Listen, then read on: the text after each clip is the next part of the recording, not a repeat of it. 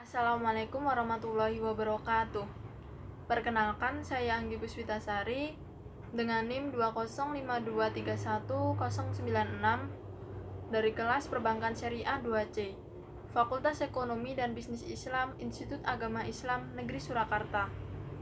Pada kesempatan kali ini, saya akan melaksanakan storytelling untuk memenuhi tugas mata kuliah Ilmu dan Budaya Jawa dengan dosen pengampu Bapak Muhammad Zainal Anwar, SHI, MSI.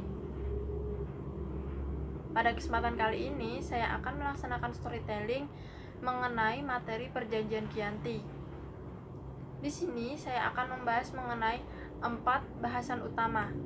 Yang pertama yaitu apa itu Perjanjian Giyanti, dan yang kedua, mengapa perjanjian ini disebut sebagai Perjanjian Giyanti. Yang ketiga, bagaimana proses terbentuknya atau proses lahirnya Perjanjian Giyanti ini, dan yang keempat mengenai bagaimana isi dari Perjanjian Giyanti. Langsung saja kita mulai. Perjanjian Giyanti.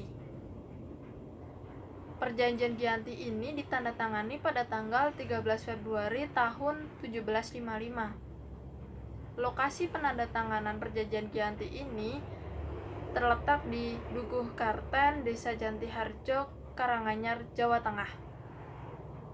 Perjanjian ini ditandatangani oleh Kesultanan Mataram, VOC, dan Pangeran Mangkubumi. Bahasa dalam perjanjian ini menggunakan bahasa Belanda dan bahasa Jawa. Yang pertama, apa itu Perjanjian Giyanti?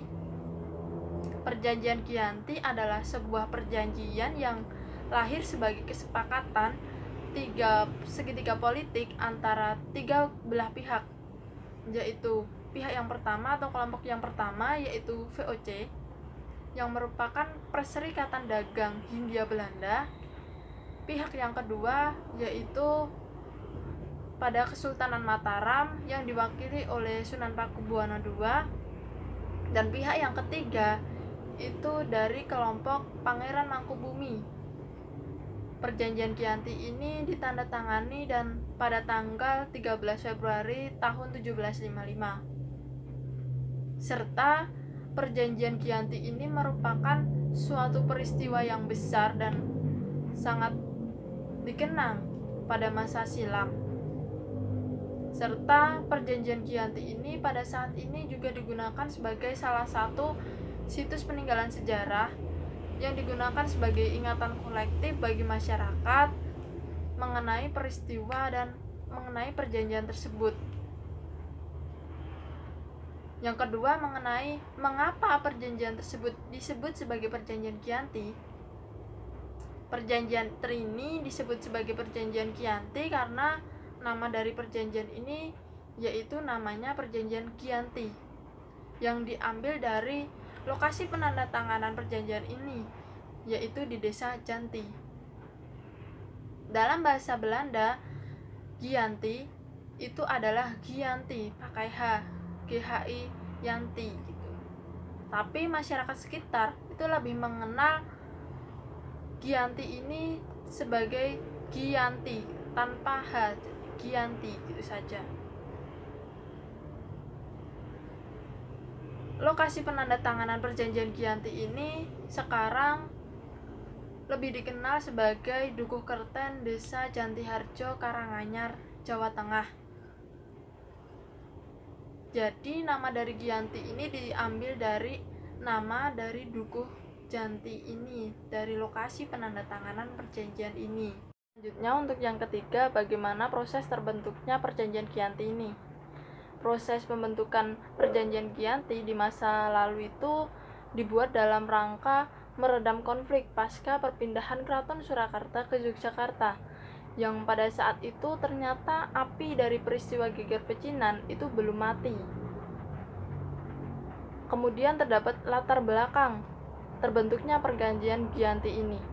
Latar belakang terbentuknya Perjanjian Giyanti adalah keinginan Pangeran Mangkubumi untuk melawan pemberontakan terhadap Kerajaan Mataram, yang pada waktu itu pemberontakannya dipimpin oleh Pangeran Sambernyawa. Pada waktu itu Pangeran Sambernyawa melakukan pemberontakan karena adanya intervensi dan campur tangan dari Belanda yaitu VOC terhadap Kerajaan Mataram. Bahkan VOC pun memutuskan adanya pergantian pemimpin pada Kerajaan Mataram. Menurut Pangeran Mangkubumi, pemberontakan ini tuh dianggap mengancam wilayah kekuasaannya dan merugikan dia. Akhirnya, ia pun bersama VOC memilih untuk bernegosiasi dan menumpas pemberontakan yang telah dilakukan oleh Pangeran Sampernyawa. Latar belakang terbentuknya perjanjian Giyanti yang pertama adanya Belanda itu ingin menguasai seluruh wilayah dari Jawa. Yang kedua, karena wafatnya Sultan Agung, pemimpin Kerajaan Mataram. Yang ketiga, adanya pengkhianatan dari Pangeran Mangkubumi. Yang keempat, penyelesaian perselisihan kekuasaan. Dan yang kelima itu untuk menghilangkan pemberontakan yang dilakukan Pangeran Sampernyawa. Karena menurut Pangeran Mangkubumi itu dianggap merugikan dan mengancam daerah kekuasaannya. Kemudian yang keempat, apa isi dari perjanjian Giyanti? Perjanjian Giyanti ini secara garis besar itu merupakan perjanjian yang antara tiga belah pihak ya, yaitu pihak VOC, Sunan Pakubawana III, dan Pangeran Mangkubumi. Isi dari perjanjian Giyanti ini adalah membagi Mataram itu menjadi dua bagian kekuasaan, yaitu yang pertama itu Kasunanan Surakarta yang berada di bawah pimpinan Pakubuwono III dan Kasultanan Yogyakarta yang berada di bawah pimpinan Sultan Hamengkubuwono I. Sebelumnya Keraton Surakarta ini telah berdiri terlebih dahulu pada kurun waktu kekuasaannya Pakubuwono II sebagai pengganti Keraton Surakarta yang hancur lantaran mendapatkan serangan dari orang-orang Tionghoa dari Cina di bawah kepemimpinan Sunan Kuning. Serta menurut Sudarsiman Purwokusumo dalam bukunya Kadipaten Paku Alaman, perjanjian Giyanti ini menurutnya perjanjian ini berisi mengenai 9 pasal, dan 9 pasal itu membahas mengenai Pangeran Mangkubumi, bagaimana itu Sri Sultan bagaimana, dan bagaimana pembagian kekuasaan ini. Sekian yang dapat saya sampaikan, kurang dan lebihnya